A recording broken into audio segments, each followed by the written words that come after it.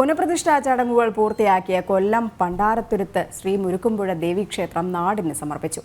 മഹാമണ്ഡലേശ്വർ സ്വാമി കൈലാസാനന്ദഗിരിജി മഹാരാജാണ് ക്ഷേത്ര സമർപ്പണം നിർവഹിച്ചത്. നിരവധി ഭക്തർ ചടങ്ങിന് സാക്ഷ്യം വഹിച്ചു. പ്രൗഢഗംഭീരമായിട്ടാണ് ക്ഷേത്ര സമർപ്പണ ചടങ്ങുകൾ പൂർത്തിയായത്.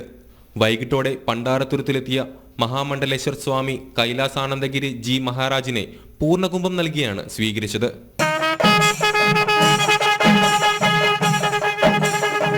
തുടർന്ന് ഘോഷയാത്രയായി ക്ഷേത്രത്തിനകത്തേക്ക്. ചടങ്ങുകൾ പൂർത്തിയാക്കി ക്ഷേത്രം നാടിന് സമർപ്പിച്ചു.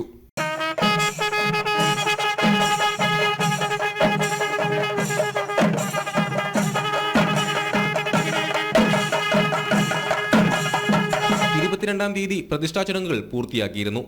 കൃഷ്ണശിലയിലും തേക്കിലും ചെമ്പിലും ഒരുങ്ങിയ ഭവ്യസവിധത്തിൽ മൂക്കുംപുഴയമ്മ ഇരുപ്പുറപ്പിച്ചപ്പോൾ വർഷങ്ങൾ നീണ്ട ഭക്തരുടെ കാത്തിരിപ്പിനും കൂടിയാണ് അവസാനമായത്.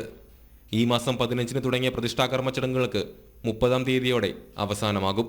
ജനം, കൊല്ലം.